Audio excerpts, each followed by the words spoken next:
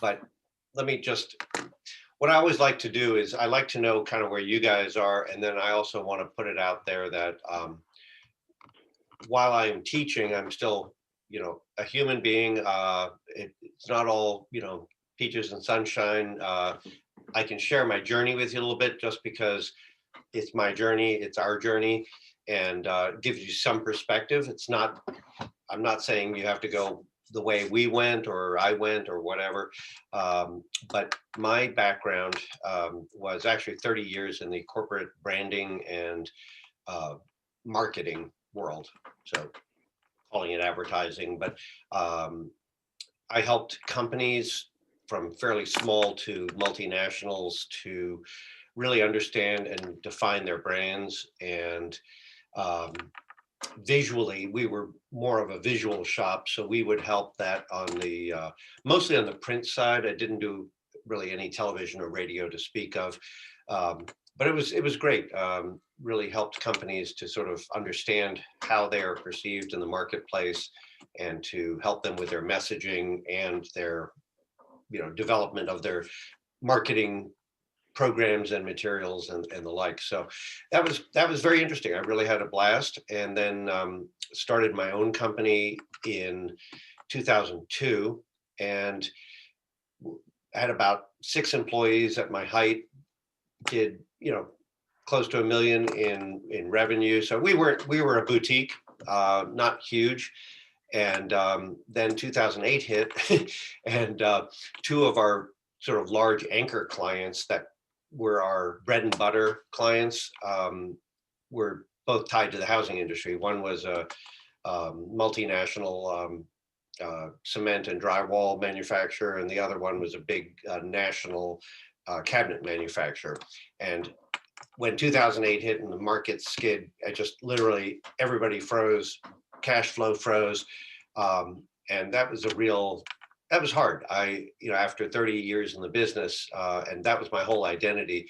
It was very difficult, and the next couple of years, um, you know, I basically let people go, or people left, and I sort of went into a consulting mode. But I was making a lot less than I had previously made. And my wife Donna, who you know, Pete, but she was at home with the kids for about 13 years. I was the sole breadwinner, so it was a shock. In 2010, Donna, their kids were old enough at that point where Donna said, "You know what? I'm we're bleeding. We're going through savings like crazy, and I'm going to go ahead and get back into the workforce." And she had been in the retail side, and really hated that. So somebody sort of said, "Hey, you should be in real estate." Whatever. So she got a real estate license in 2010. Um, and I was still consulting, and I was trying to do a lot of different things at the same time, and it was a bit of a mess. But anyway, Donna, the first year she started in, I think it was March of 2010, did like 2 transactions.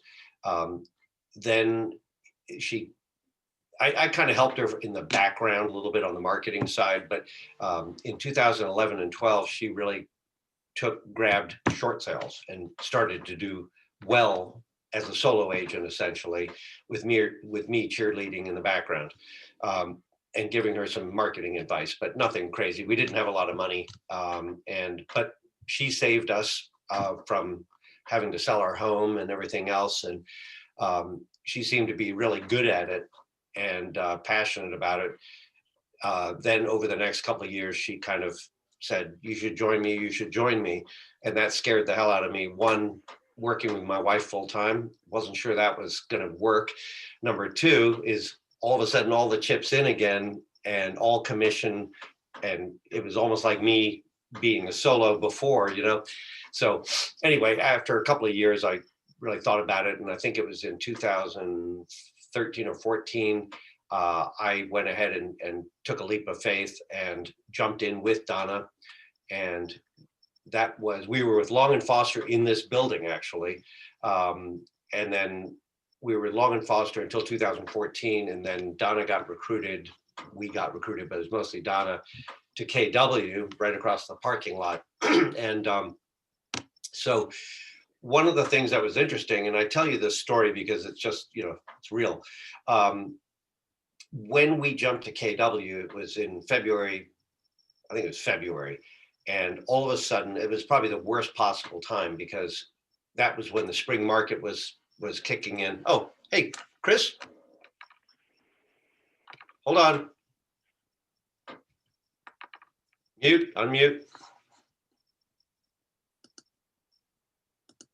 Apologies, I had a standing meeting that I had to get from one to the other, and then I couldn't find the link to get in here, so okay, it wasn't in the calendar.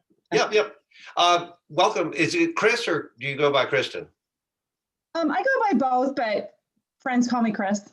Okay, Chris. Welcome. Hey, Pete and Ardit just introduced themselves a little bit, and I'm going to go backwards for a second. I was sort of introducing myself, but tell us just quickly who you are, when you joined, and what you are hoping to do with real estate. Are you a dual career? Are you full-time? Sure. Kristen Rosemardu, Chris. I got my license actually almost 6 years ago, but put it on inactive status because my other career had me traveling every week. Lost my job July 8th and decided to reignite it, was connected with Maggie. And it's something I've always wanted to do.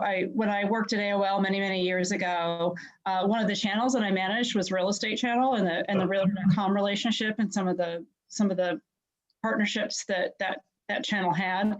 But I've always loved it. I've invested in my own houses and sold them, rented them out and sold them. And so it was an opportunity. Losing your job was an opportunity to reignite it. No pun intended. However, I'm probably going to have to go back to my other career, at least for a year or so, because I don't have a long runway. And I joined Keller Williams in, I think, the end of October, November. So I started again, basically, I don't know how many months ago, 4 or 5 months ago. Great. Well, welcome. So I was telling these guys, this is Ignite. This is a brand new Ignite 2.0. I've been teaching this section essentially for the last several years, but this is all new. So bear with me. I'm going to skip over a lot of stuff, which I just think is probably meant to be in 4 to 5 hours that we're trying to cram into 2. They're doing it in sort of 2 sections. One is this one called Spark, which is called Powerful Language Gets Results. And then there's another section in about an hour, we're going to jump over to open houses. It seems like they're not connected at all, but anyway. So just to pick up. So when I got into it, it was because my wife, Donna, kind of went, come over to the dark side, come over to the dark side. So I joined forces with her in about 2013, 14. And my skill set is very different than hers.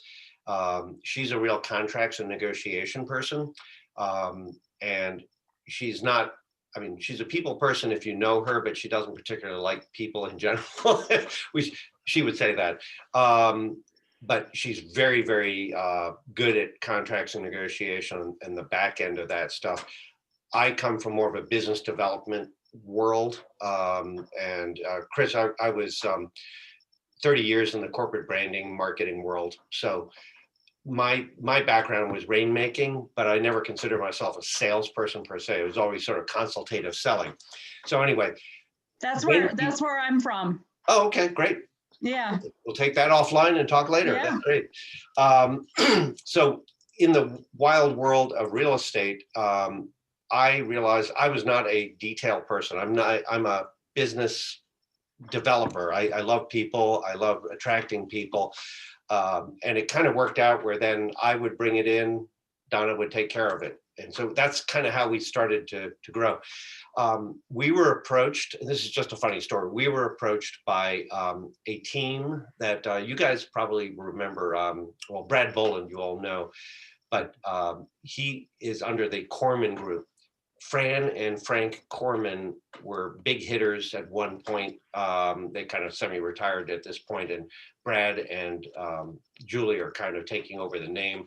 But anyway, Fran and Frank took Donna and me and sort of said, hey, we're looking to potentially retire. We have got this big database. We're looking for somebody to take over and kind of, in a sense, buy us out. Without going into great details, one of the things that Fran was very adamant about was lead generation. And we weren't really organized in such a way where we were very disciplined lead gen people. And Fran, I think the deal didn't work out, long story short, but what she was saying was she was trying to say you really need good coaching, and we had never had a coach. So that got us into thinking that while it wasn't right with them, we were at the very low at that point. And let me just show you, if I could here, I'm going to show you kind of our journey. Whoops. Hold on a second. I'm gonna just show you kind of a little bit of our journey. Can you guys see it? Nope. No. Yep. Okay. Hold on a second. New share. Okay. So our journey was Donna 2010. We spent more money on marketing than she brought in. Okay. First year. Then Donna kind of hit here in 2011 and 12, did pretty well as a solo agent, did about, close to 10 million in volume. I think it was actually 8. And she kept us alive, kept us from foreclosing on our house. And then as the short sale market started to wane, all of a sudden we went down again. And we were like, oh crap, and this is when we joined Keller Williams. I think it was in 2014, or right in around there in the winter. And so we kind of went, ugh, and we were bleeding again. That's when we said, you know what, we're gonna just put it on a credit card. We're gonna hire a coach. We're going to, it's $1,200 a month, and it was a Hail Mary. And I will give the coach a lot of credit, and also the fact that we were starving and we had 3 kids, one going to college and everything else, is the coach. From that point, we almost doubled in 2015. We kept on going up, up, up. And I give a lot of credit to Focus Systems, Keller Williams Systems, which are not perfect, but we embrace the systems and the coaching, the goal setting, the mindset, everything else. And last year we had our best year at about 25.5 million in volume. So if we can do it. What coach was it, Nick? It's what's called MAPS coaching. It's Keller Williams. I mean, there are a lot of coaches out there. We went in with MAPS coaching. So I still have a coach. Our original coach retired, gave us another coach who actually is one of the top coaches in the country, but made us think like a business. And this is important, and it's not totally on topic here, but I'm going to tell you this. In real estate, we've discovered is a business. If you don't go out and sell, it doesn't matter how well you know the contract. It doesn't matter how smart you are. If you don't bring the business in, you don't eat. So that's where I see a lot of agents coming in going, oh, I love decorating houses. I love people and whatever. And I'm like, you're going to starve. You got to go. It's so important to go out there and lead generate. And it's not natural to most people. So anyway, so I just wanted to sort of tell you our journey is that we now are setting even bigger goals, and it's fun. We're treating it like a business. I pay a lot of money for good accountants. We track our numbers. We look at our P&Ls. And I see the biggest mistake of a lot of agents is that they treat it more like a hobby than a business. And I'm not judging anybody in terms of your timing. It's just that when you do decide to go in full time, really treat it like a business, and you will get paid like a business. So anyway. Well, I would say, Nick, that is sort of the beauty of having not worked for, I don't think I would have ever been able to do what I did. Yeah. In the last months, because I have been treating it like building a business. Yeah. So I think I look at people who have been very successful. I've gone to the family reunion, mega camp, all these training events, taken a lot of courses, and you've got to invest in yourself. Put the oxygen mask on yourself, because, if you don't have the skills, then you're never going to be able to grow. So I'm a big advocate of the Keller Williams systems, which is why we're still here. Honestly, there are a lot of brokerages that are a lot cheaper and throw commissions at you and all kind of stuff. But the training systems, the MREA book, Millionaire Real Estate Agent book, has the core systems. And I, tell you, we're not perfect at it, but we've built a really good team now. We have Judy Haynes, you guys may or may not know, but she used to work for Art. Hey, Art, see you up here.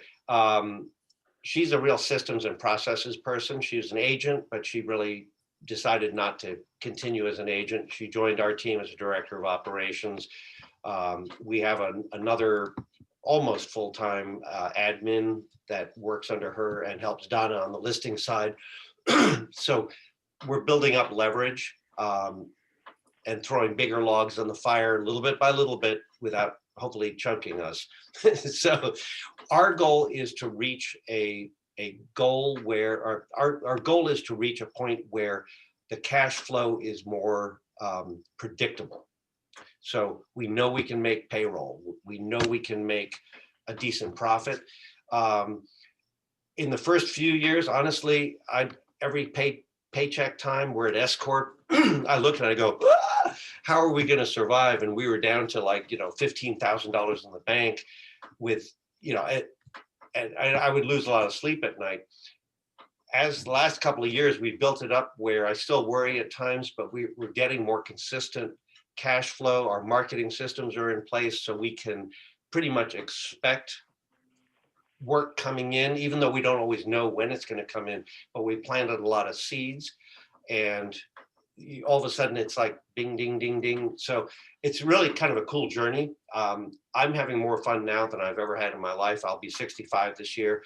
I'm calling it my Kentucky Fried year. It's Colonel Sanders started Kentucky Fried Chicken when he was 65. So darn it. This is sort of the beginning of our empire. It's going to be fun. So anyway, so let's jump in. Hold on. Can you guys see the Ignite screen? Yep. Okay, I'm going to pop back in here. Okay. So the first part of this session is called Powerful Language That Gets Results. And we're going to be talking about, what successful agents do every day. And there's so much truth in here. In some ways, this business is so simple, yet it's complicated because most people don't stick to what the simple things are that you need to do. Certainly, we've all been there. We jump after shiny silver objects. We always think that, hey, we can do it better, or my way is going to work, or whatever. And one thing we've learned over the years is that once you start submitting to the simple systems and what things need to be done, the important things, it's amazing what happens. But in the beginning, most agents are just all over the place going, oh, look over there, look over there. And it's kind of and I always equate it to, imagine being in a dark room with a shotgun and you're trying to get business. So you start blasting and all of a sudden you hear, ouch, you find a client. What I try to do is say, okay, let's put some light on the subject instead of just shotgunning all over the place. Let's start focusing, turn on the lights, sniper rifle. Here's my market. Here's, and what we did is we've lived here in 20165 in Cascades, right around the corner here, for 27 years. We said, let's stop spending money just randomly. Let's focus and spend the majority of our money on a fairly small area and get more name recognition. Chris, you're in the marketing biz. You understand is you don't spread your money too thin, otherwise you're not going to get any name recognition. So, whoops, sorry. Sorry, I digress. So successful agents both grow their business constantly and they have to run their business. And it's, it's that fine line where the typical solo agent faces this problem. They go out there, they're hungry, they go out and they network and they call and they find a client and then they go, yeah, man, okay. Then you start working that client and transactions can be pretty time consuming. So you spend all your time on the transaction because a lot of times sales and marketing isn't your natural, thing. So you're in there, you're loving your client, you're helping them get through the finish line and you get paid. And then all of a sudden it's like, oh, boom, start again, boom. And there's this vicious cycle of take care of the work, get the work, hunt, kill, eat, hunt again. So growing your business, though, to me is about, building a sustainable, to me, it's more farming than it is hunting. It's hard work. You got to plow the ground. You got to plant the seeds every day. You've got to pull the weeds. I think of it as farming, not hunting. But in the beginning, many times it is hunting. You're just out there shooting anything and hoping you can get something. But in the long run, to grow your business, you've got to lead generate every day. It's a habit. It's hard if you're in the middle of, let's say you landed 2 or 3 clients and you're working the crazy transactions, you put aside the lead generation and say, well, I'll do that later, which gets back to that whole vicious cycle. And which is why, honestly, I think the average real estate agent doesn't last in this business for 3 years or something, because it's hard. You're just, the stress of going up and down like that is crazy. So if you read the MREA book, you'll see that it talks about building the systems that will then feed you over and over again. So lead generating is important.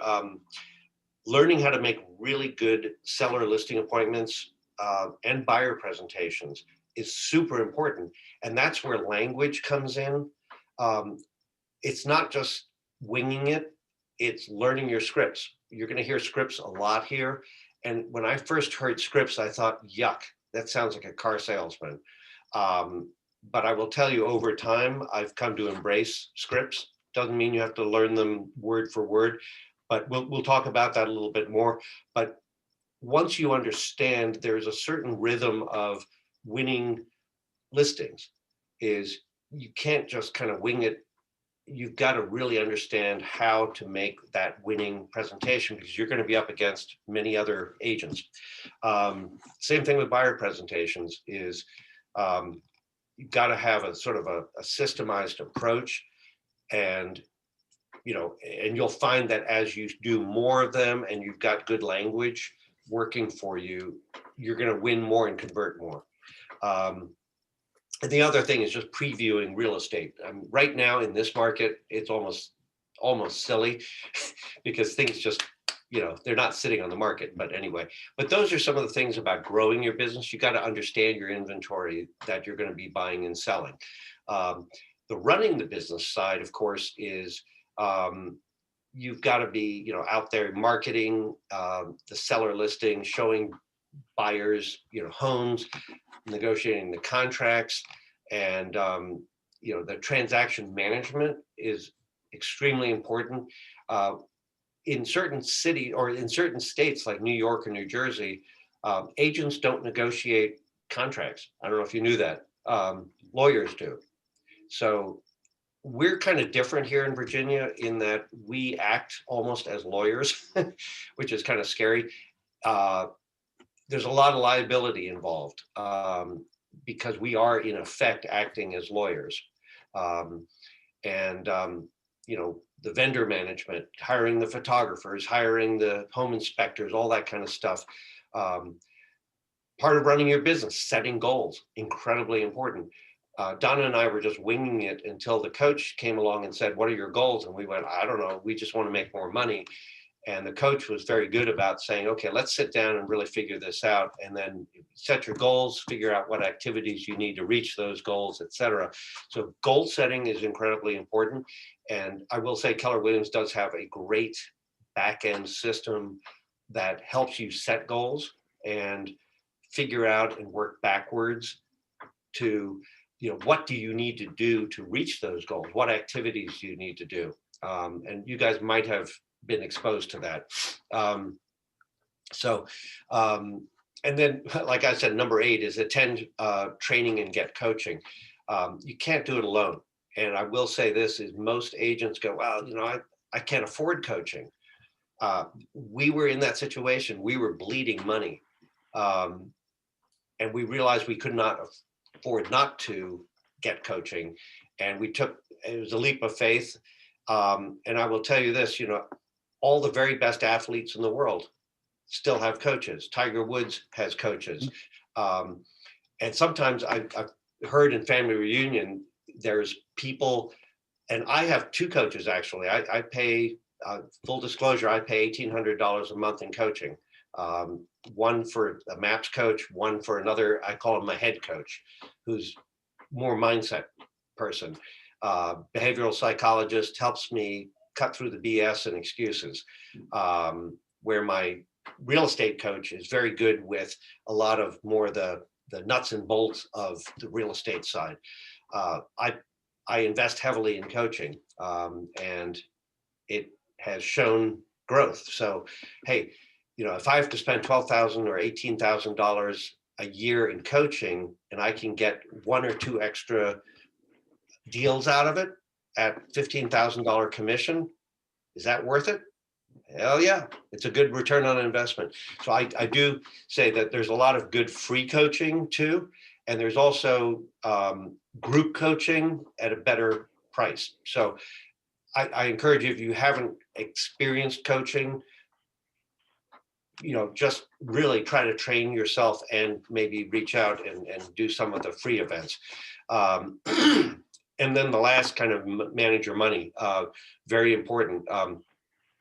The vast majority of agents I know don't know what a P&L is. They don't keep books. They just shoebox their expenses. This is a business where you can write off an incredible amount of stuff. I would say also invest in a good accountant.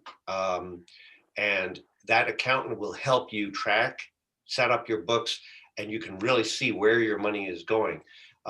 Markets shift back and forth, and Art will tell you this, he's been in the business a while, is overnight the market can shift and it can catch you off guard. So things like disciplines of putting away several months of operating expenses in the bank, very important, because all it's going to take is one big shift. If all of a sudden we go from 4 days on the market, which we're average right now, so we get our commissions really quickly.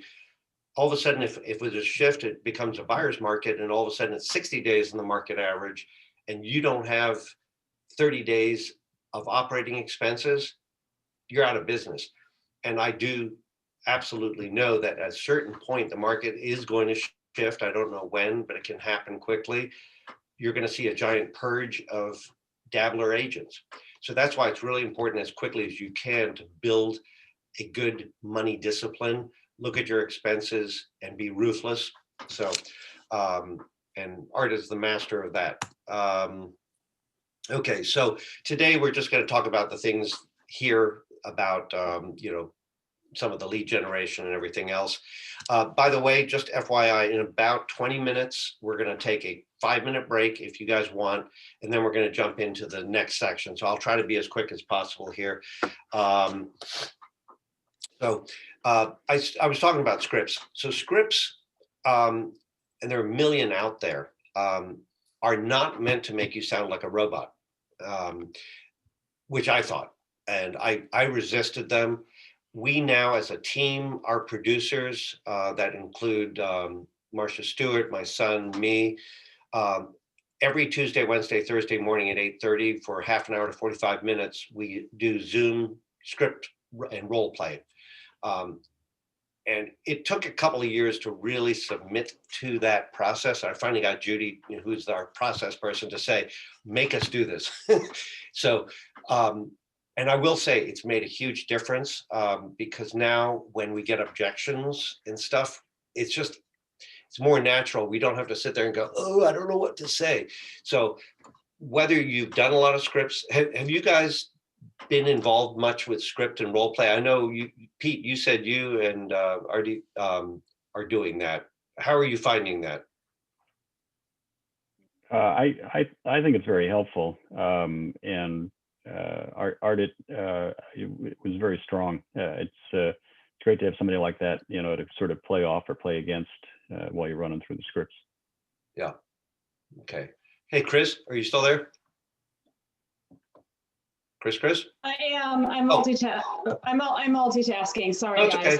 okay. Have you done much in the way of script and role play? A ton, but not so much with real estate. But I have done a bit with real estate, but because I've been in sales and Yeah. really competitive sales, yeah. Yeah, so you understand. So I won't overly preach this, but I will tell you, as I have learned sort of the language of sales, and I was never a born salesman. I was always just more of a consultant. So I always thought of salespeople as kind of yucky, but really good professional salespeople, whether they're selling cars or real estate or whatever, are not yucky. They're really professional, and if you're always scraping around trying to think of what to say, you're thinking about yourself. You're not really thinking about the person that you're trying to help. And I think that you owe it to your clients and your prospects to know your business so well that you don't have to sit there and think about stuff. Is you can do 100% concentration on coming from contribution and helping them and listening to them. So instead of listening, I've been working on my best friend as my sort of who's not in the business. So I've been working it on her. She's like, I had no idea there was so much to know. And I think your point, Nick, if you approach it from a consultative perspective and ask questions and focus on them, it becomes much more natural than if you're trying to convince them of something. And there's something, I did a very short stint in the insurance world, among other things, while I was scraping around trying to, put food on the table. And while it wasn't for me, I did go through some very good sales training. And one of the things that I'd love to share with you guys is just this something called the dummy curve. Have you guys heard of this? So imagine like a big U shape, right?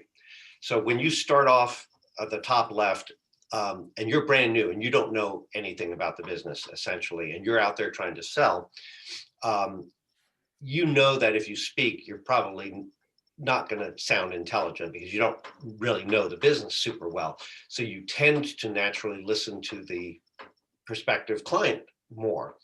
And all of a sudden you find that they give you business and you're like, this is great. As time goes along, you're studying, you're learning more about the business, and all of a sudden you start to feel like, oh, I really know the business. And you end up talking more because you want to show them how smart you are, and your sales go down. And this is true across virtually every sales platform I've discovered. And then at a certain point, you realize that, yes, you know all this stuff, but you know what? You just shot yourself in the foot because you're talking about yourself. So all of a sudden you say, okay, I know my stuff, but I'm going to shut up and ask a lot of good questions. And the prospect becomes the hero. You become the guide, right? And then all of a sudden your sales start going back up. So the really good salespeople have probably gone through the dummy curve. Yeah. I always love that one. So anyway, I'm going to kind of jump over this. Some of this stuff, you guys all at least have some experience with scripts, so I'm not going to spend a lot of time. I will say this is sort of an activity about removing your limiting beliefs. I'm going to go off on a tangent for a little bit about mindset, because all of this is just about scripts and stuff. But I'm going to call them the inner scripts. Super important in this business. This is a lonely business. It's a hard business. There's a lot of rejection, like many sales. And how you feed your brain is incredibly important. And I've discovered over the years, I've always been a big believer in sort of so-called positive mindset and stuff like that. But it's so easy to get dejected and feeling sorry for yourself. And, why didn't that client, they went with Redfin. Oh, I'm terrible. All this kind of stuff. I share this is almost every morning, I religiously, I get up early before my wife. I have a cup of coffee, and among other things, I read some good stuff and positive stuff.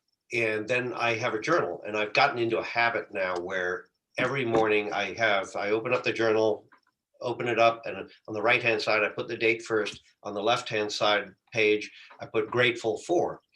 And before I do anything else, I write 5 things I'm grateful for.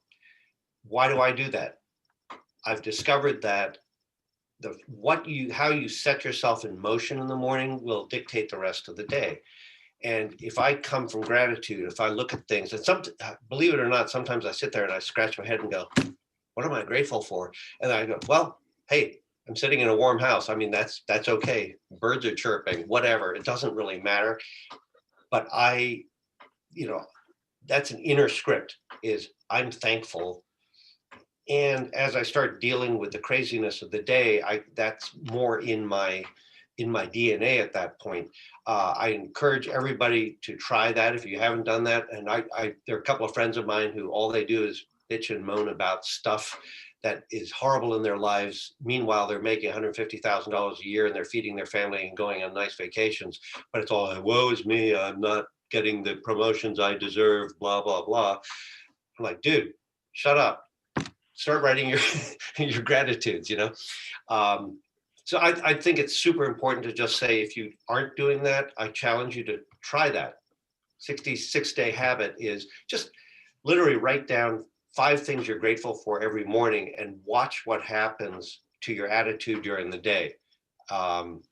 So this is, I'm going to call this the inner scripts. I'm kind of going off the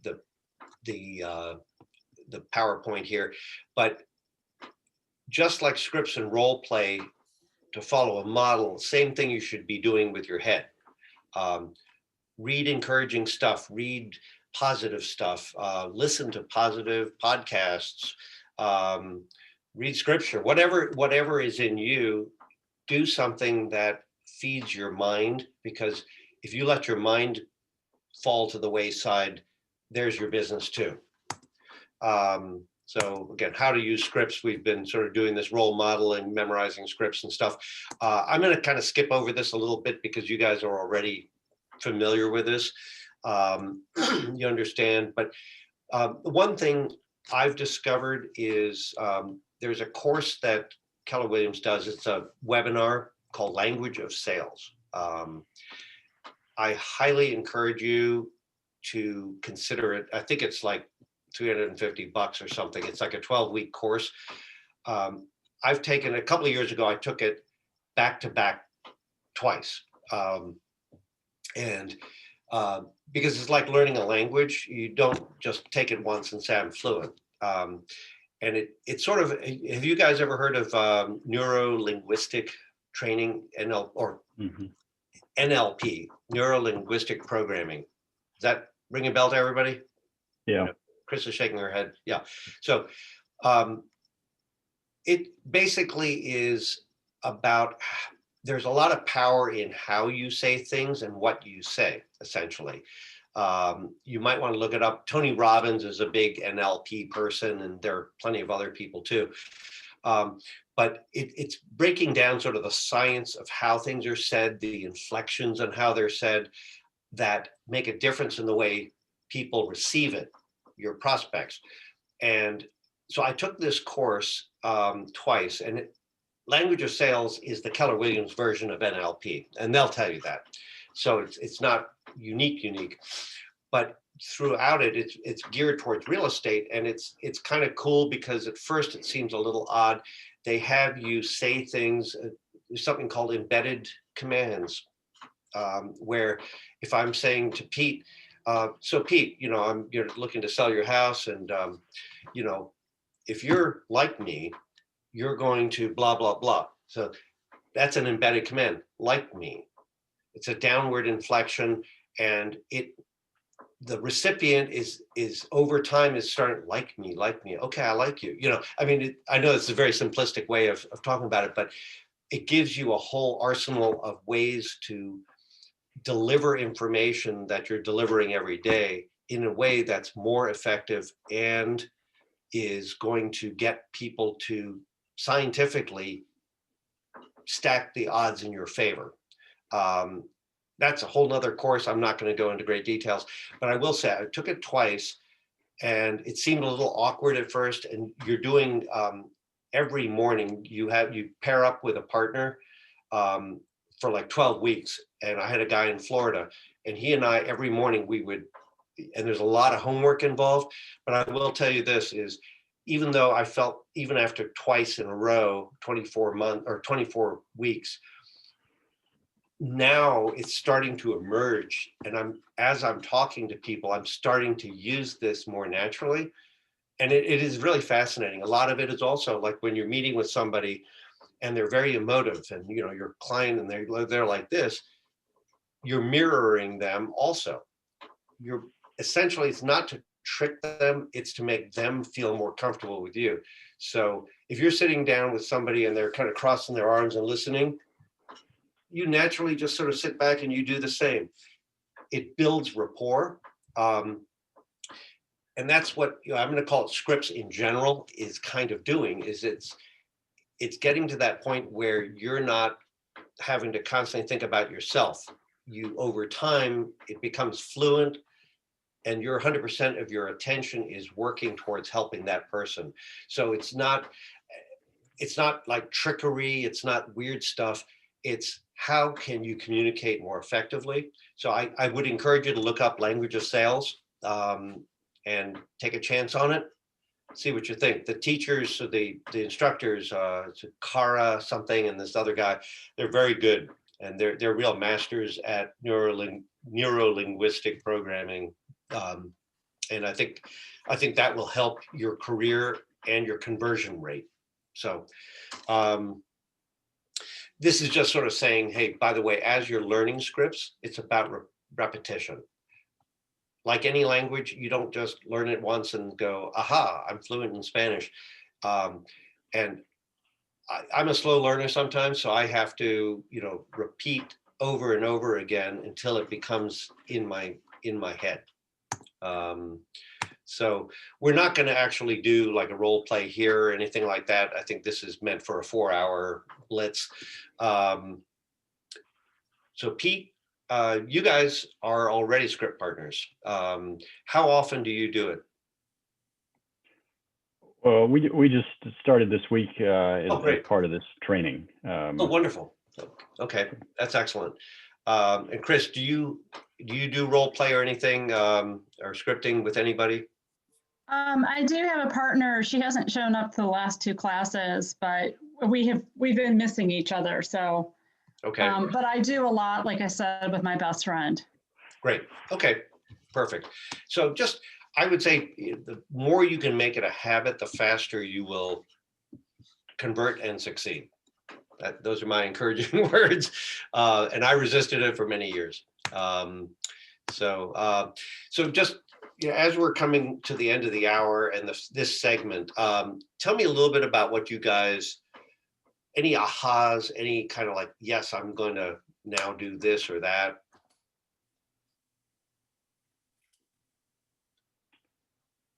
I think one of the takeaways is consistency, which we hear consistently.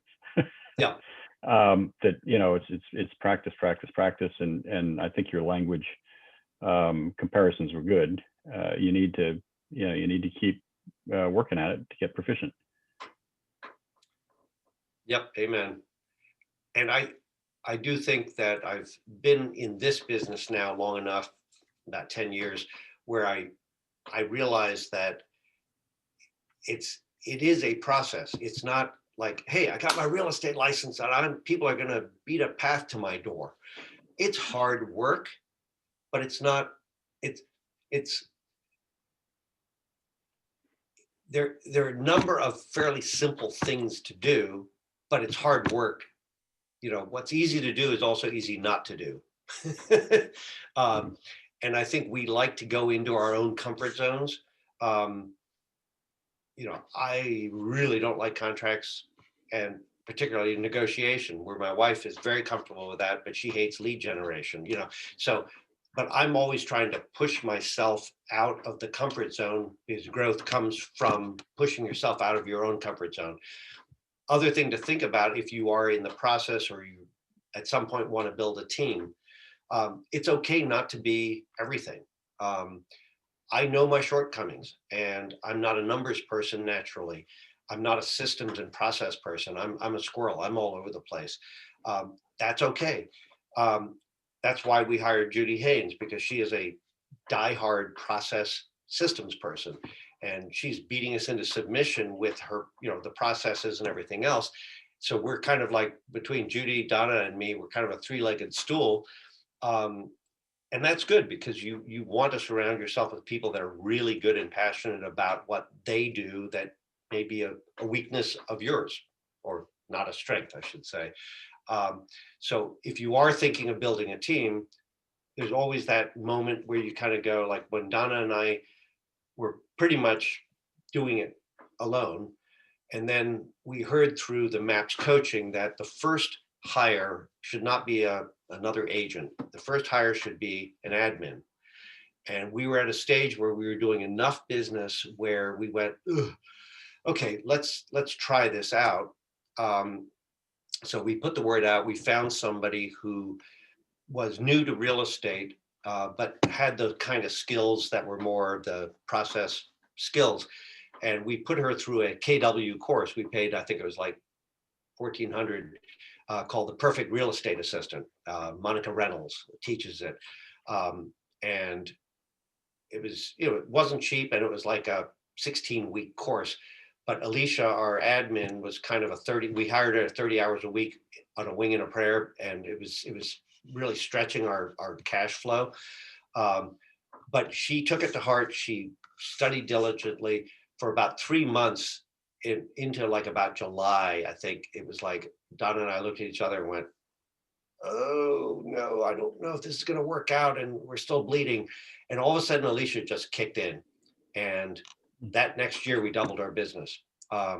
So something to staying within the systems, we now believe that makes sense. And you know, so as you decide to grow, I mean, there's nothing wrong with being a solo agent, nothing wrong with being a 7th level team. It's just, we chose, and having run a business before, I wanted to build a business. Do I like real estate? Yeah, it's okay. It's an avenue, it's a vehicle to make a good living if you treat it like a business. Just like you could sell insurance or anything else.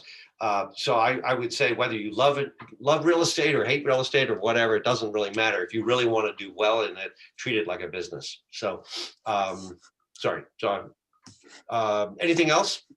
Or should we take a 5-minute break and come back if you need to hit the bathroom, get a cup of coffee? And let's say we'll start up at 11:05 sharp. Okay? Great. Okay. And if you guys have any other thoughts, feel free to throw them out when we convene again. Okay, great. Thanks, Nick. Okay. See you in 5. Okay.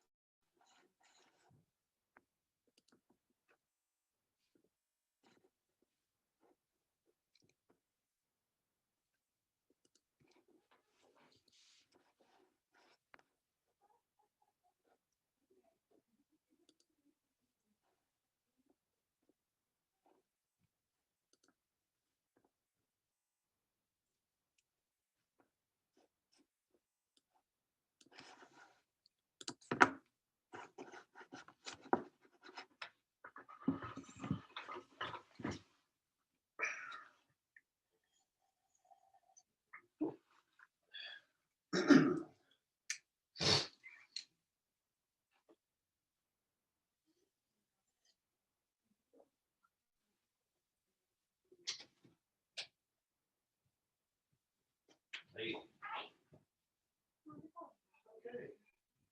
I realize it's only PowerPoint about script role play exercise and stuff. I kind of skip over that. They all start up on Monday. They have a script part. Yeah. Chris said she hasn't been able to get a hold of hers, but she's doing it with Fred. Yeah, so, yeah. Caitlin, who's there, Yeah. got up, Wednesday, got one today.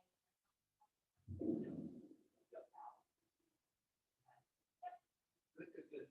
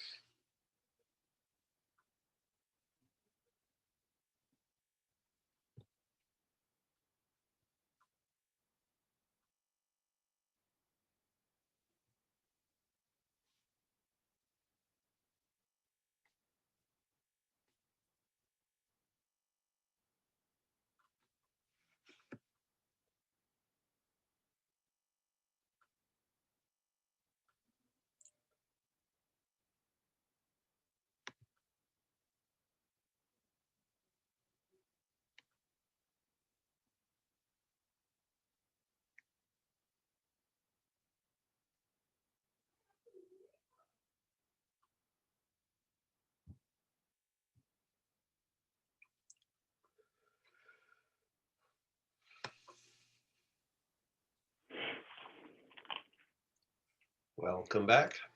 Well, thank you. Hey, just because I'm in the neighborhood, Yep.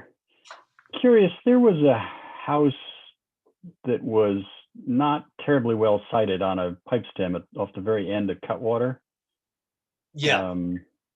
Did that sell? The one, well, there are a couple of pipe stems. The one that if you were to go down Cutwater and go straight down, all the way to the end. all the way to the end. We had one And- that was for sale on the left in the pipe stem. Yeah, And pipe then, stem was on the right and the house was on the left. well, it was, the pipe stem was kind of like, if you went to the cul-de-sac, it was like almost Yeah, straight, right, straightforward. right. Yeah, then there's a pipe stem to the left also Yeah. that goes down the hill. So, So, yeah, that one finally sold. It had a lot of problems. yeah.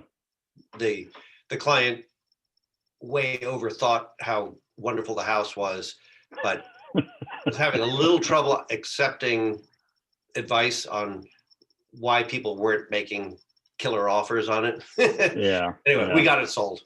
Oh, good. It was a Congratulations. little painful at a while, after a while. They were going to sell it themselves, and we convinced them to go with us. And we told them we thought it would just go like this too. And we said, listen, we'll do it for essentially not as a FISBO, but we'll help you, and it should just go quickly. And I think we said we'll just do it at 1% fee. Oh, wow. And it's not, we weren't treating it like a true listing. It Yeah. turned out that we got our asses kicked on that one. Yeah. What was wrong with it? It was just updates. There were some issues, the carpeting, a lot of dog pee and stuff. And when we took it on, we didn't really look at it super carefully through critical eyes. But So anyway, he didn't want to fix it up, or he didn't want to price it so that people would be more willing to overlook those things and know that they can come in and spend $25,000. They couldn't wrap their heads around that these issues were of real importance to buyers. But the buyers, we had a lot of buyers come through, and everybody sort of said the same thing. Paint's a little worn, this and that. Had kind of a weird basement too. But beautiful location back up against the park and the woods, and so they did beautiful hardscaping. So there are a lot of really nice things about it, but people also realized the roof was original and leaking. Oh, that's a point. We didn't know that when we took it on, so no good deed goes unpunished. Okay, we're back. Oh, and Nick, I have Yes. an appointment in Reston, so I'm going to jump off of here a little bit early, so That's forgive fine. me for my rudeness. No, it's okay. You guys all know a lot about open houses, so this is just, this is more talking anyway and observations. Getting into the next section, I was talking a lot about mindset, and I did want to mention a couple of things. One thing, what I like about Keller Williams is one of their sort of tenets is always, coming from contribution. And I've been to a lot of these family reunions. I've listened to a lot of these mega agents who are doing 300, 400, 500, 1,000 units a year, big teams, expansion teams. I mean, just when you think you're doing well, you feel this small compared to some of these people. But what's kind of cool is to listen to these people who are saying, hey, 10 years ago, I was exactly where you're today, blah, blah, blah. And one of the themes that I think is very important is that if we treat ourselves not as salespeople or real estate agents, I mean, we're right up there with the insurance salesman. I mean, when you think about it, or car salesman in the minds of a lot of people. There are a million of us out there. We're commodity. Everybody knows at least 4 or 5 real estate agents, right? And especially right now. Everybody's jumping in because they think it's printing free money, as it was like in 2005, 6 and stuff. And unfortunately, those of us who are professional get lumped into the same thing. At quick glance, it's like, oh, you're just another real estate agent. How do you separate yourself? I think it's incredibly important that and we're going to get into open houses as an example, but I know when I'm lead generating, I'm not a hardcore cold caller. Right now I'm working more in my sphere and loving on my sphere. My goal, and they know when I talk to them, it's not just what do you got for me, is coming from contribution. This is incredibly important, is as we work our sphere, as we talk to people, even people that I've never talked to before, I can disarm them very quickly by, a couple of years ago, I was doing a lot of farm calling in Cascades, and people I never knew, and I would scrape the numbers off of Cole Realty and Auto Dialer and all that. Occasionally you get somebody that's grumpy, but when I would call them and say, hey, by the way, I'm Nick, I'm your neighbor, real estate agent, I live here, blah, blah, blah, I lived here for 20 something years. By the way, I'm calling you right now because, a couple of weeks ago, we had a major hailstorm. And I don't know if you knew, but, hail can do a lot of damage to your roof. And you're going to probably see these people knocking on your door, running around on a pickup truck, trying to say, hey, I'll give you a free roof inspection. Said, be wary of those people. Those are storm chasers. If you want to really get a good advice from a couple of really good, trusted, partners that we have in this business, let me know. I'd be happy to give you and share their names. Now, that disarms them because I'm not selling them anything. I'm giving them something. The shred event that's coming up, call up people, say, by the way, I just want to let you know, we're having this great shred event.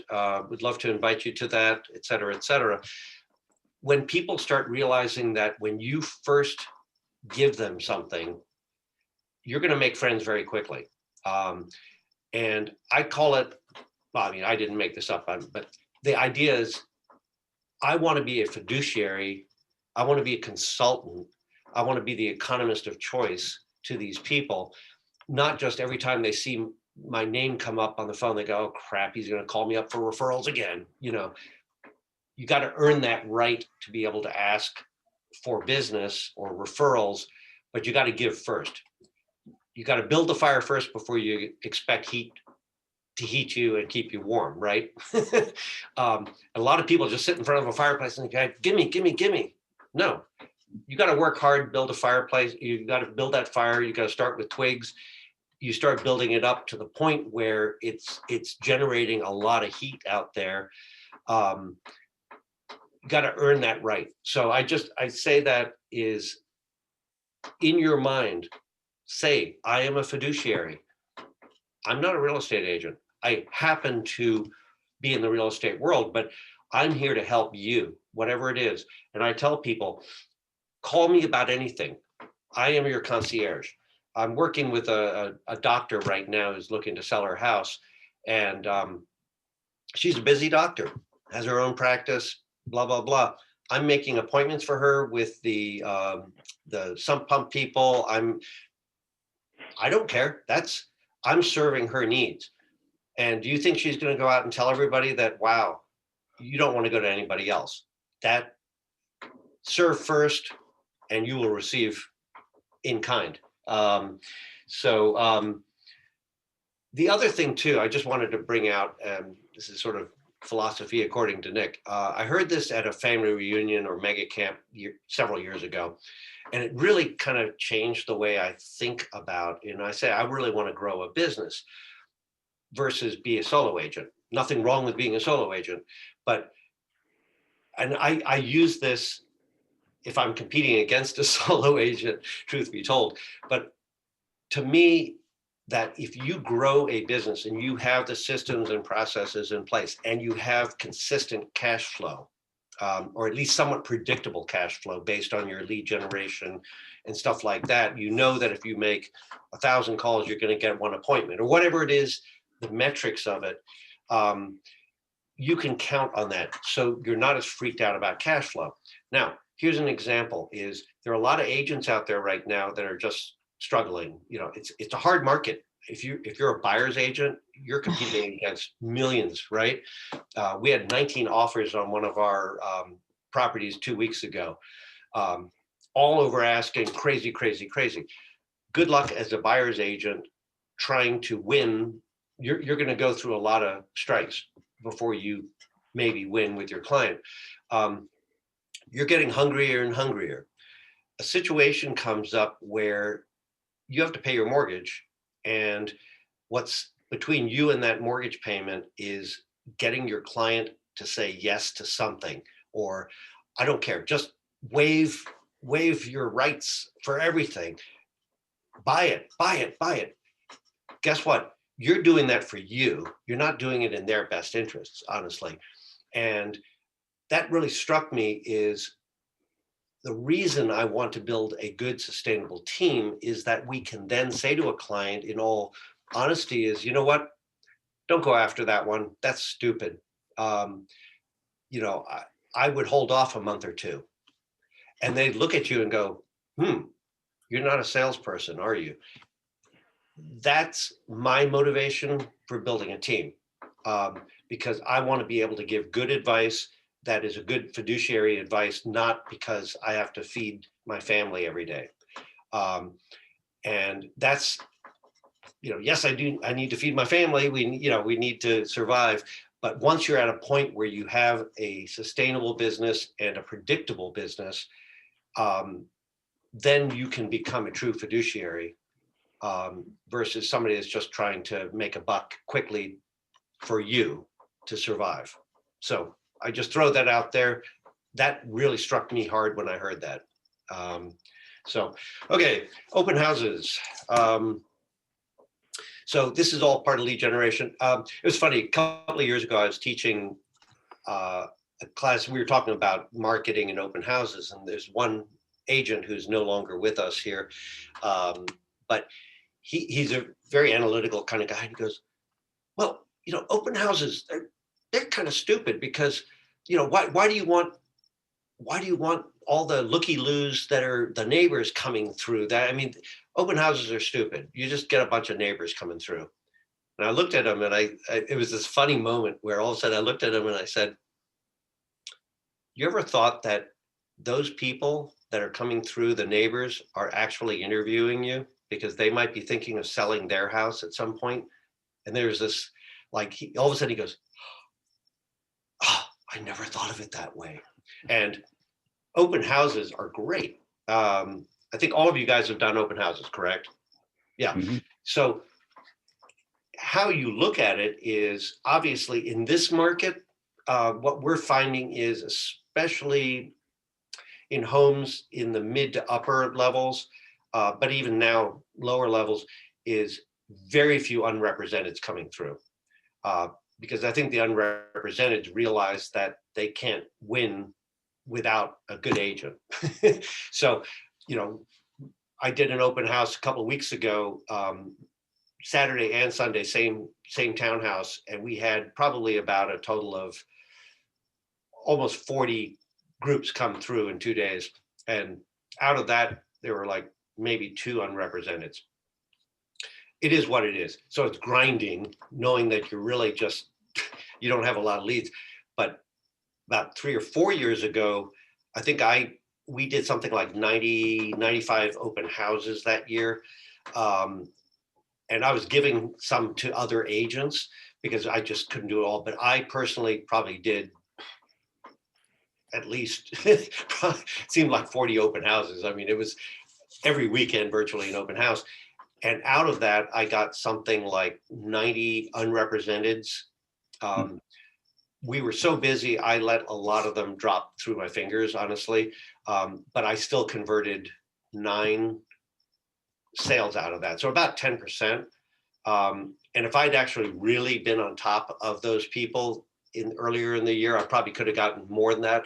But there was a rule of thumb that my coach told me is, for unrepresented in an open house, expect about a 10% conversion rate to a closed deal. So that's it. And if you're not doing that, you're either not doing something right or you're not following it up. And my coach had told me we inherited a new coach, I think it was in August, and he told me, go back to January and look at your log of all your unrepresented and call them starting in January and ask them what they're doing.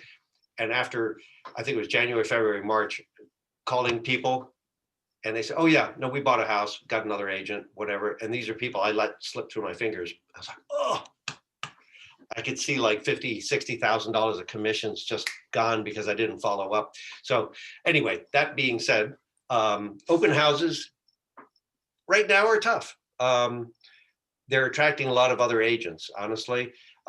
So if you're not getting a lot of good, qualified, unrepresented leads, it is what it is at this point. So, but back to a sort of a more normal market, I would say, when things shift a little bit and get back into a more normal market, I think you're going to start seeing the unrepresented growing again, I hope. It accounted for that year in particular, I think it was 2017, accounted for 25% of all of our business, which is substantial. Not so much the last 2 years, just because of the way the market is. But again, how you do an open house, I think there are a lot of lessons to be learned. The language you use, and we script and role play this a lot, because, I'll say it in a normal market, not when you have people lining down the street trying to get in. Okay, you don't have a lot of chance to talk to people in that situation. You're like, okay, here, fill out your form, go out, boom. And most of them are represented, so it doesn't really matter.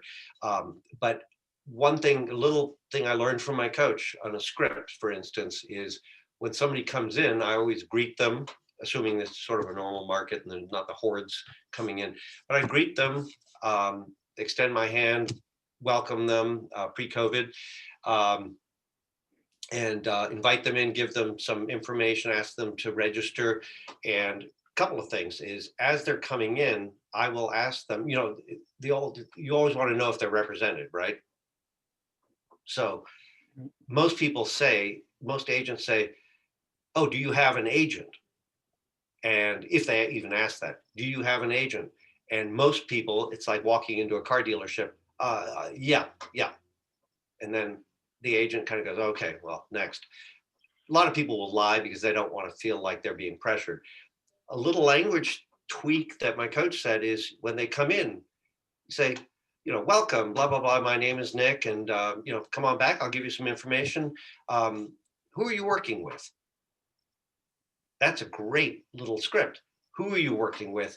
Making an assumption that they're working with somebody and they can't answer yes or no. So very quickly that if they say, I'm working with Pete Engel, Keller Williams, great. Make sure to put that down in your registration form. Thank you. Or they say, well, then you got them. They're unrepresented. And I've been beating that into my team. It's so simple. Who are you working with? So that's just a little thing. Open houses are inexpensive. We do have a protocol that we have created for an open house, and yet, I'll be honest with you, we don't execute it religiously. So sort of the protocol goes, if you're going to be doing an open house for us on our team, that 3 days in advance, you call around the neighborhood, you scrape the numbers, you call, you invite them to the open house. And then the day before, you door knock, give them an invitation to come, all that kind of stuff. Honestly, in this market, we're not doing that. We're just trying to keep our head above water. So, and we didn't invent any of this stuff. There are a lot of these protocols that work very well if you really want to squeeze the most juice out of an open house. Neighbors are very important because, they could well become clients, and how they see you operating the open house, how professional you are. You never know when that's going to come back to you. And we've had it where people say, by the way, we were at your open house 2 years ago, and now we're thinking of selling, and we really thought you guys did a good job, and you represented well. We knew the neighbors. And again, you're planting seeds. So think about every open house, you're planting seeds regardless. So,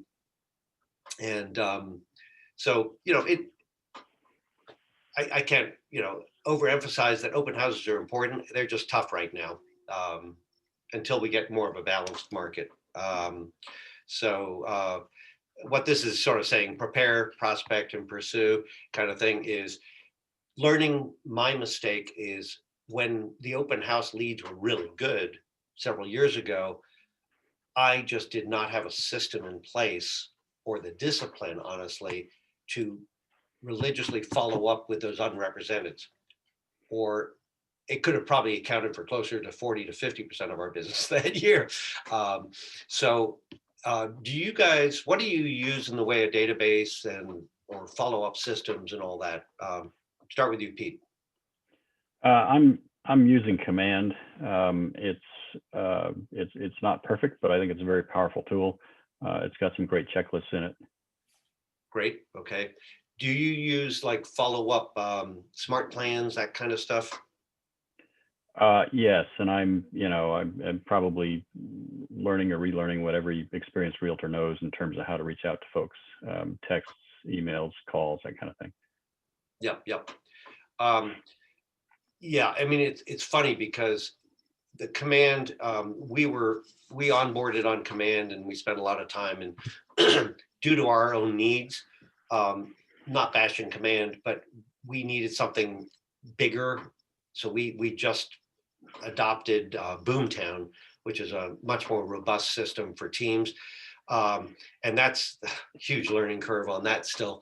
But the idea behind it, whether it's Command or Boomtown or whatever, is setting up that consistent drip. Because just yesterday, literally, I was sitting down doing scripts in the morning when I got an email from somebody I hadn't talked to in like 2 years that I thought was kind of gone. And I had her on a drip, whatever. She all of a sudden resurfaced, said, "Hey, I'm looking for a home in Winchester. Do you deal with Winchester?" I'm like, well, yes, we do. So, again, it's planting the seeds, and it's hard to do it if it's all on you. So use Command or whatever system you have for that leverage to get out there, because a lot of people aren't expecting you to be their best friend and you're always calling them. And sometimes it's just keeping in their heads consistently better than any other agent out there competing. Chris, what do you use? What systems? Well, I still think I'm getting started, Nick. But right now I'm just using Command. But Maggie Hatfield uses Boomtown, so I'm looking at that. Okay.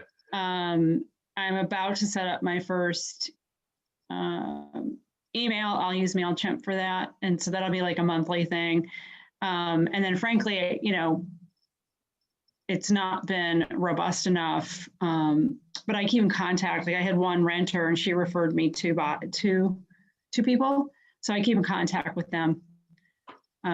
But I'm just starting that process, so I'm about to put together a newsletter. But I keep in contact. I take people to coffee. I took that renter to Stone Tower to thank her. So yeah, and she's a millennial, so she knows a ton of people, and she was really happy with how I serviced her. So she's going to be a good source of referrals. Yeah, I think as I said, I'm not naturally a systems person, and I have to work with somebody who's more systems oriented. I've got great ideas, but I'm terrible at executing them. So I encourage you guys, wherever you are on that spectrum, if you're a super process person or if you're more of just a social butterfly, get your system and be consistent with it. And I think that the consistency is what makes a difference. What about you, RD? Me and Zoe and our team, we use Brevity. So we feel comfortable with Brevity for now. Like Command, it's something I never actually touched since I started. Zoe already had put in place in the team like the Brevity, so I feel comfortable with that. So what I do with the open houses, once I find out if people have agents or not, first I do the distinction, and then like finally you said, we use the same line as well. Like, who do you work with? This is like something Zoe taught me, and it works 100% of the time, and it's amazing. It's like almost abracadabra, and then they tell you the truth. Right. And then once I do that, I put people on a listing alert.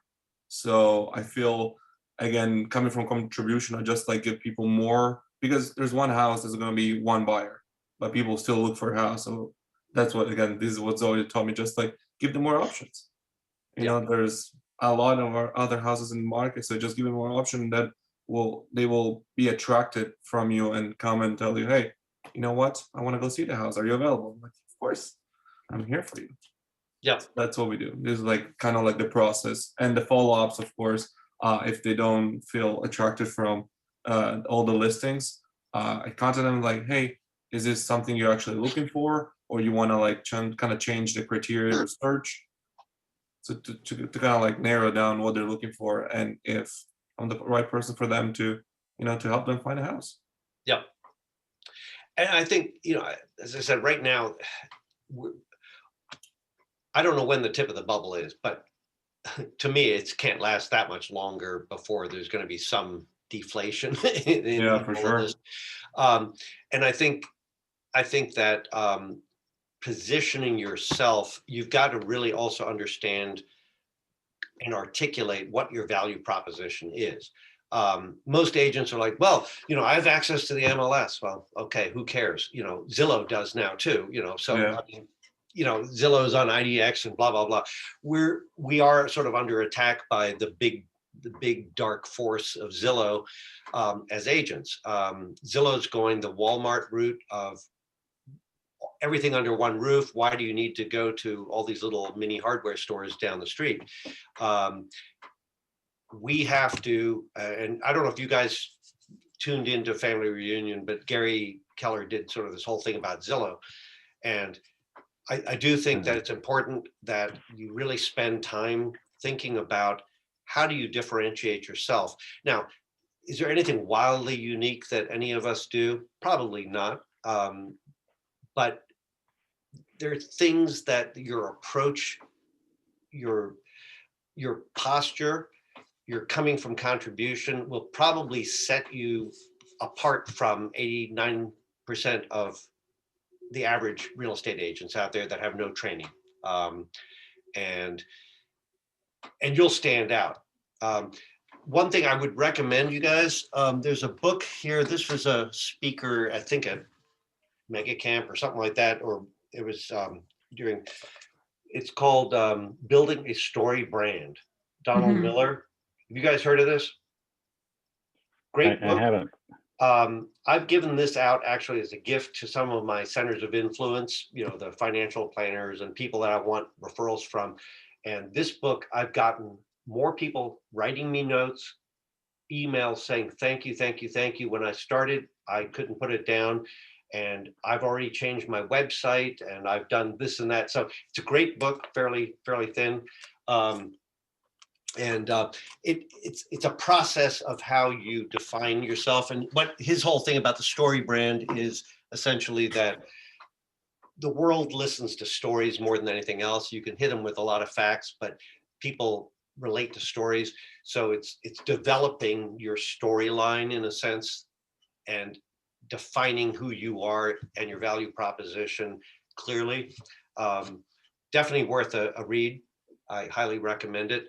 And it, you know, I say despite open houses, and I know this is supposed to be about open houses, but you guys all, you know, have done open houses, so I'm not telling you anything brand new. It's more important to really understand when you run that open house, when you run that event, when people look at you, what do they see? What is your true brand? What oozes out of you when somebody first meets you? That's going to differentiate you from the pack. And there are just too many people out there right now. It's too easy to get a real estate license, honestly. And there are a lot of people out there with clients that honestly are just not being served well. So that's the thing is, you know, keep learning, keep developing, and be able to express your brand. So one of the things that we do is Donna and I sort of said, we're not trying to be all things to all people. We're going to focus mostly, probably 95% of our money ad spend and everything else on 20165 zip code. That's where we live. We've been here 27 years. So we can truly say when buyers are coming into open houses from Arlington or whatever, I get into a conversation with them and I just say, hey, by the way, where are you from? Oh, we're from Arlington. What brings you out here? Well, yeah, we're in a 2-bedroom condo, that's $700,000 and we're going crazy. We've got kids, we need more space. I'm like, great. Are you guys familiar with this neighborhood, this area? Well, not really. We just saw this open house and we're looking to move into something bigger. Then I hit them with a 10-pounder and I say, well, that's great. My wife and I have been here 27 years. We've raised 3 kids, all gone through the school systems. We know every square inch. We know the bike paths. We know the walking paths. If you have any questions about this neighborhood, don't hesitate to ask me while you're looking around the open house. Works like a charm. And it's like all of a sudden now we have something to contribute and it's not BS. And they go, if they're unrepresented and they like this neighborhood, guess who they're going to use? So, and that's the power of concentration. I've seen people on our team that we didn't have an open house available and they'll do an open house in Alexandria. And I'm like, okay, that's fine. But, you're kind of wasting your time. But I do think the concentration part of it is what's your niche? Because you can't be an expert at everything. And going in and saying, I'm a real estate agent, I can sell anywhere in Northern Virginia or Virginia. People go, I don't know, you want to become an expert or have a niche in a certain area to get the creds. It could be geographic, it could be demographic, or it could be a combination. So for us, it's primarily geographic. We want to dominate 20165. Last couple of years, we've been the top listing agent in 20165/Sterling. And we want our signs up at every open house all over the place. We put up a minimum of 13 to 14 signs at every intersection. And we've had people say, I've seen you guys all over the place. Sometimes it could be the ad in the Cascades newsletter. Sometimes it could be that we have a shopping cart ad in Harris Teeter. The goal is to, whatever your niche is, you want to be seen more than the other person. And because people, it's building trust also. If people see you all the time, they start to go, oh yeah, they're a fixture, not just a one-shot thing. So I'm just curious. So let's start with Pete, since you're at the top of the pile here. What do you see as your area of concentration, demographically or geographically? Well, geographically, it's obvious, and I'm at a clear disadvantage because it's 20165.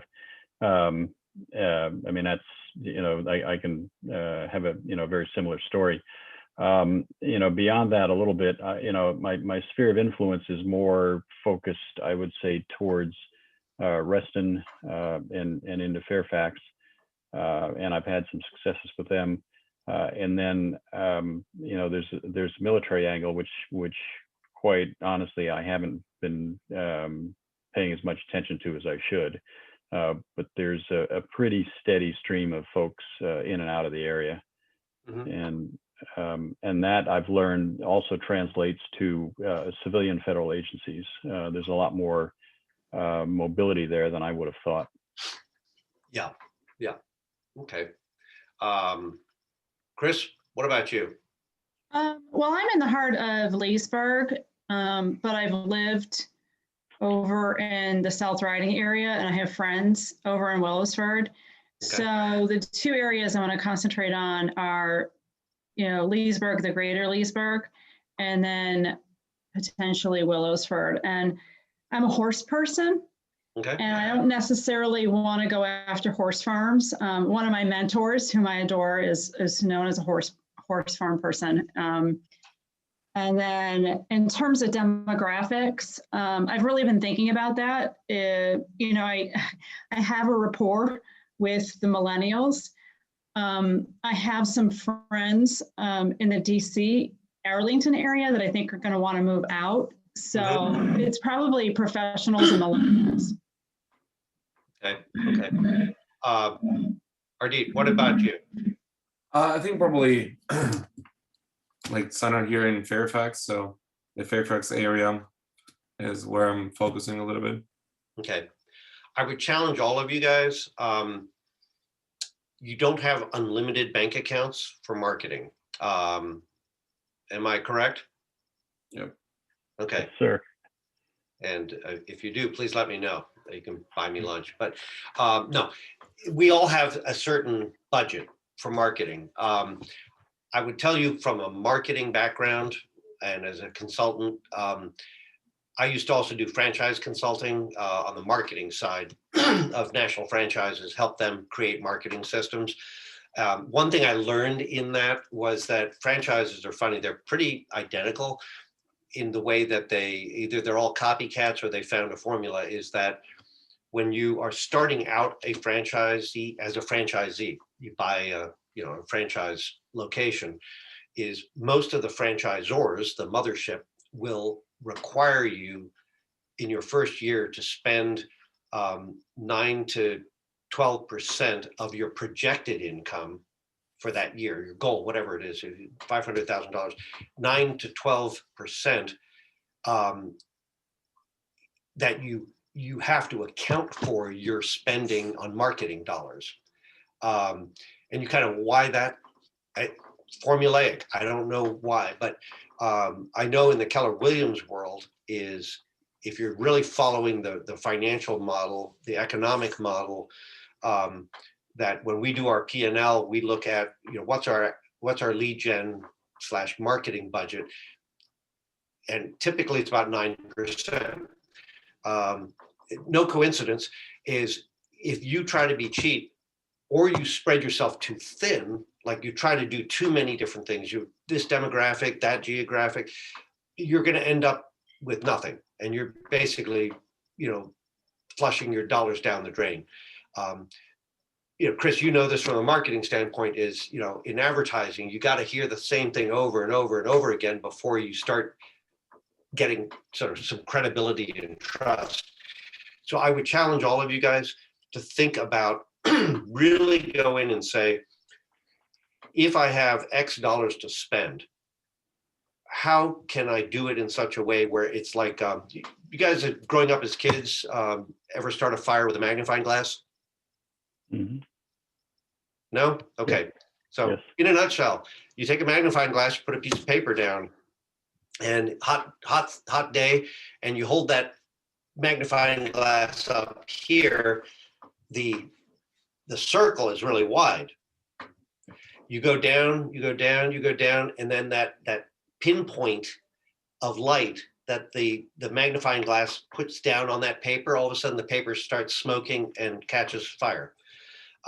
Same thing with marketing is if you're too broad, you might as well sit there all day. You're not going to get anything out of it. I would challenge you to think about narrowing your marketing budget. It doesn't mean you have to throw everything out. It just means that spend your dollars wisely on a concentrated, repetitive thing. So if you have a small... Spray and pray. What's that? The method of being too not focused is called spray and pray. Yep, that's the shotgun in the dark. And you're wasting a lot. So I would encourage you really to think about how you are marketing yourself. What can you do to get more repetition to the same audience? Whether it's... Well, I'm trying to, in terms of what I'm focused on, it's where my sphere of influence is. So I don't plan on spending any money until I've got money coming in. Okay. So it's kind of knowing the market and what people are doing. Right. So, I mean, it could even be, like you said, taking people out for coffee, drink, that's part of your budget. We did something, again, something we learned from a coach a long time ago or whatever was the idea of events. We have built into our marketing budget now roughly 4 events a year. It's a little tough right now because of, you can't do it a lot face to face, but we do virtual bingo nights. That's free. If anybody's interested in that, I can give you all of the information on how to do it. It's pretty fun. Virtual bingo cards. There's a virtual number generator. It's simple. It's fun. Give away a bottle of wine to a winner, and it's a hit.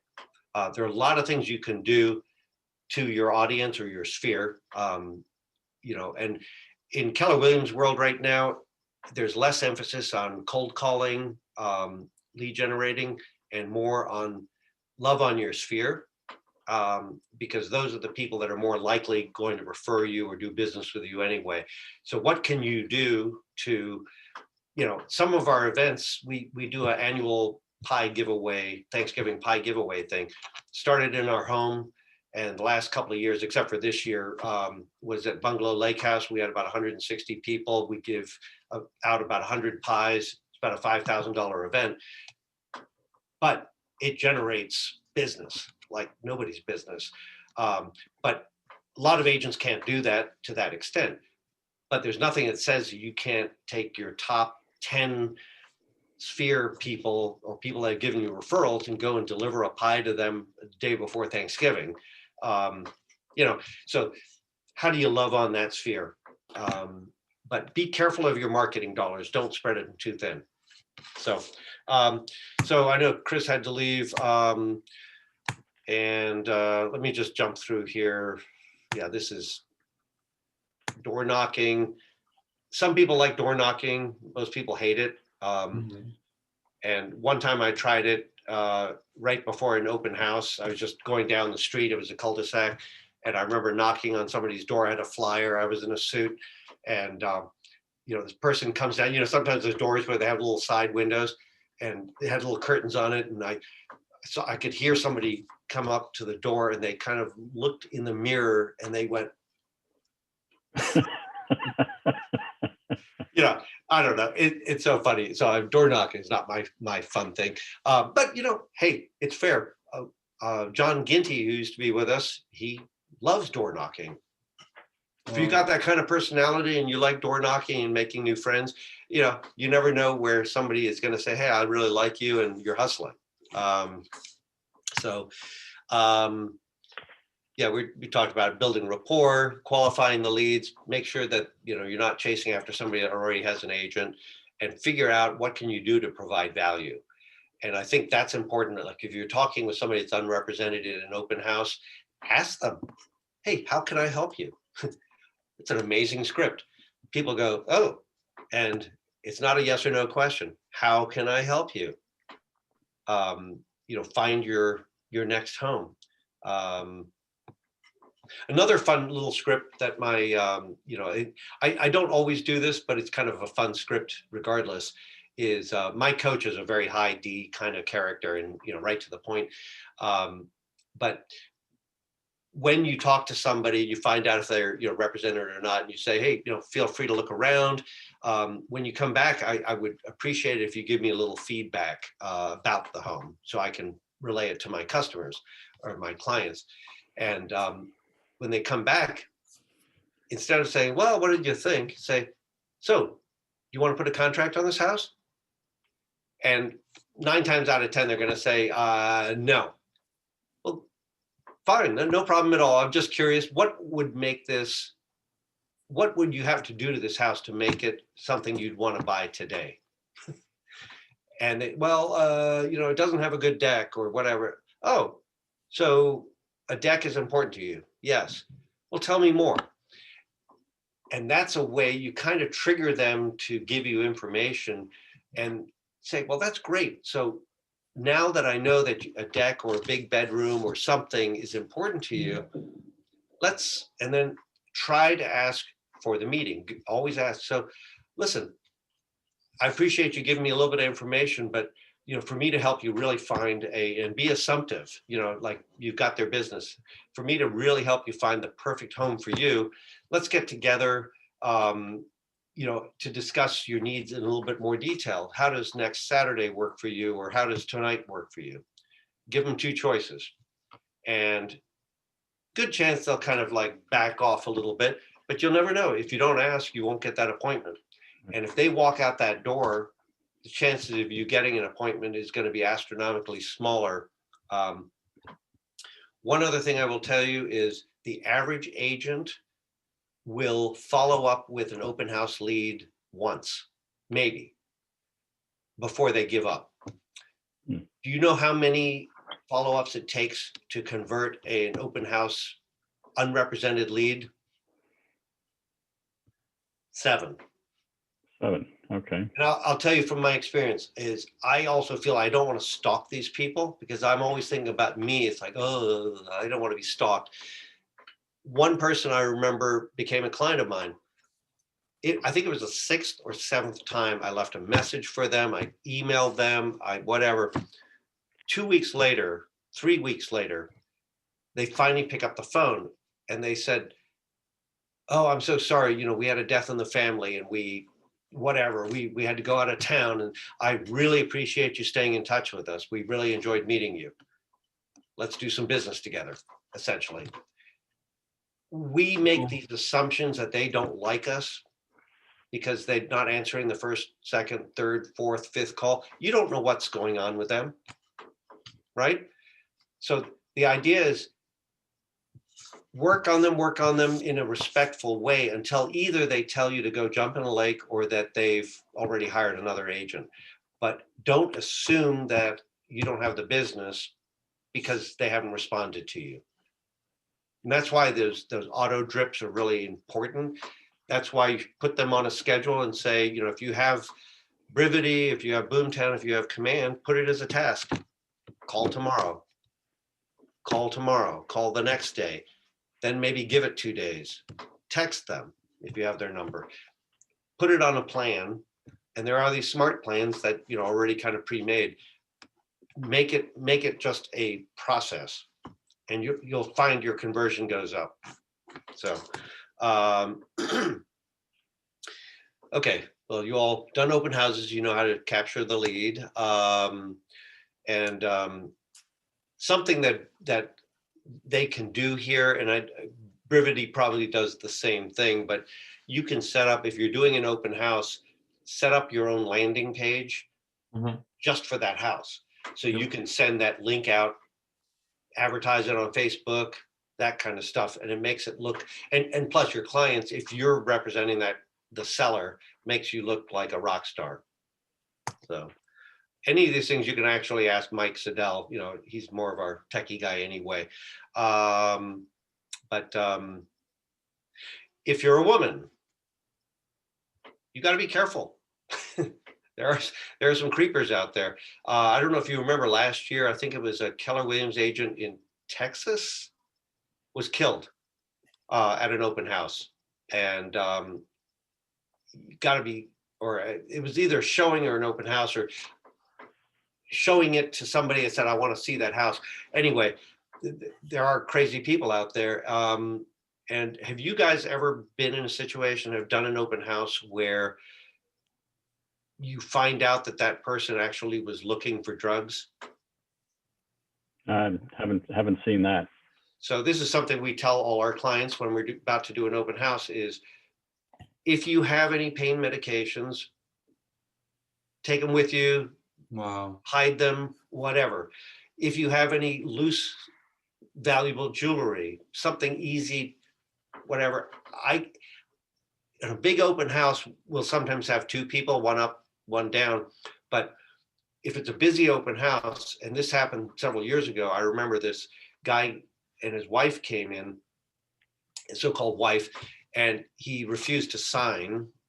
And I was like, whatever, there was several people. Went upstairs, and then, I started to feel something was amiss. And I could hear like the cabinet, medicine cabinet door or something. It was like, And we'd already told our clients, take away everything that could be. But anyway, and then I remember putting an alert out and made some calls to other open house agents in the area. And I said, by the way, I think this guy's this couple's a little creepy. And one of the agents, I think it was Remax, said, yep, they came through our house too. And there are people that are looking for pain medication. So be careful, tell your clients, this is unlikely, but make sure, protect yourself, Yeah. Whatever. So, That's yeah, you guys have probably all seen this, but sales is a giant funnel. Right. And I think where we all fall short at some point is that it's really important that the funnel eventually gets down. If you don't keep feeding that funnel, at some point you're going to find yourself, it's like out of cash. You're like, oh crap. So the balancing act is how to consistently add more leads, work your leads, run them through the funnel. And I would say if you get to that point where you're busy enough where, you're feeling a little overwhelmed, don't hesitate to leverage yourself, hire an assistant, do something to make sure that part up top is consistently still getting stuff. So give yourself, you guys have probably seen this, when Art did it, I think it was the 10 for whatever, the 10 10 10 thing. Did he show that to you? Yeah. Yeah. So I'm not going to go over that, but have a routine that you can stick to. So if it's 10 contacts a day, if it's 10 notes, 5 notes, I'm not going to judge you on what you're doing as much as set up a routine. Because if you say to yourself, I'm going to commit to doing at least 10 contacts a day, 10 connections, or I'm going to put 2 new people in my database every single day, brand new people. Whatever it is, do that consistently, and over time, it's like compounding interest, right? It eventually will start to grow on itself. And we've seen that in our business where the compound effect is starting to grow. So we know now that even if we don't know who that lead is going to be next month that pops up, that statistically, we're going to get another listing. And sure enough, magically it appears. So that's why I say it's just super important to keep your eyes always on that feeding the funnel. And then this is kind of silly. Hosting a speaker during an open house. That's, no, okay. Offer a gift. No. Get the house in showing shape. That's your client's job. We've sort of talked about this first. Don't leave valuables. We've had clients literally, we walk in 15 minutes before the open house and there's dirty dishes in the sink. Unbelievable. And, yes, I'm a scullery maid too. I'm sitting there doing dishes and everything else. Is ridiculous. In this day and age, of course, protocols with COVID, nothing new there. We just went through that lead generation model. And I think, the more you treat it like it's a process, the better. As I said, I've always had trouble with process. I just don't like to be chained down into a process. A lot of people get into this business that I'm free from my boss and nobody's going to tell me what to do. You got to be your own worst boss. right. The discipline, the dollars are in the discipline, as it were. So it is noon. Wow, amazing. Any last thoughts, ahas, snide remarks?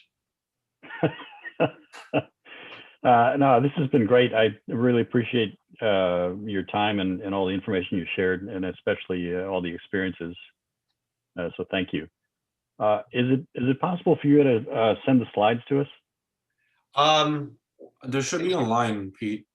Oh, okay. Yeah, I think they're in KW Connect. Yeah. Gotcha. Okay. Yeah. If you have any trouble finding them, just text me. I'll shoot them over to you.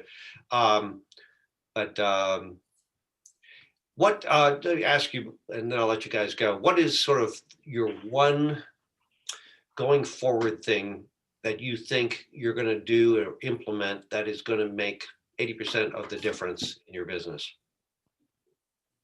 80% of the business. I think for me, it's language, and I appreciate what you say. And there are subtle, not so subtle differences in how you ask a question, and whether or not you're giving somebody an easy out as opposed to sharing information. Yeah. I absolutely, it was hard work, but language of sales, great course. And I would say invest in it. It's relatively cheap. And whether it's talking to your children, your grandchildren, anybody you're talking to, you can use it in such a way that, not to manipulate people, but to many times get more what you want. So, if you have an unruly grandchild, language of sales is a very important thing. You start to realize how the inflections, if you say, well, wouldn't you like that? Versus, wouldn't you like that? Very different. Wouldn't you like that? The up inflection says you're not sure, and you're questioning, and you're kind of an unsure person. If you say, well, wouldn't you like that? It's much more of a, people are going to nod their head. Right. Last thought, this is something that I've sort of learned. In a conversation with a client or prospect, let's say you're trying to get them to say yes to something.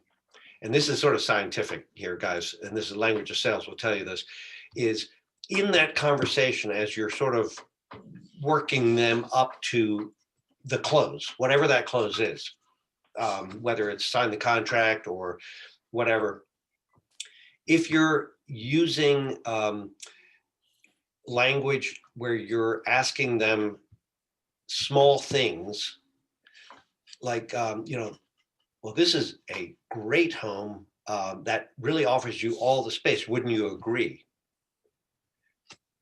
And they would say, well, yes, say blah, blah, blah. And this yard, you told me that you wanted a big flat yard. Isn't this great? I say, yes. And then at the end, if you get them to say yes twice in a conversation to your questions, astronomically high chance that when you ask them for so it sounds like we should put a contract on this today. Wouldn't you agree? That third time, something like 80% of the time they'll say yes if they've said yes twice before. Wow. It's pretty cool. So it makes you start thinking about how you frame it. Again, not to be manipulative, but sometimes clients want to be led. Sometimes they don't. And sometimes if you just say, well, what do you think, guys? And she wants this, he wants that, you're never going to get a sale. So part of it is not to manipulate again, it's to guide them into making a decision that they feel good about. Yep. And sometimes you need to take command of that. For sure. Yeah. So anyway, so those are my parting thoughts. They're pretty cool. I throw this out to everybody. I'm here every day, generally speaking, in the office. If you guys ever just have questions, want an opinion, I will always open the door and talk to somebody who is looking to grow and wants to learn. It's my pleasure to do that. I may not have the answer, and maybe I could say, hey, go talk to Judy. But don't hesitate to drop me a line, call me if you just want to bounce anything off me. That's what I love doing. That's awesome. Thank you so much, Nate. Okay. Appreciate it. Great. All Okay. right. Take care, Thanks, guys. Nick. Have a great weekend. Take Have a care. good day. Bye-bye. Bye-bye.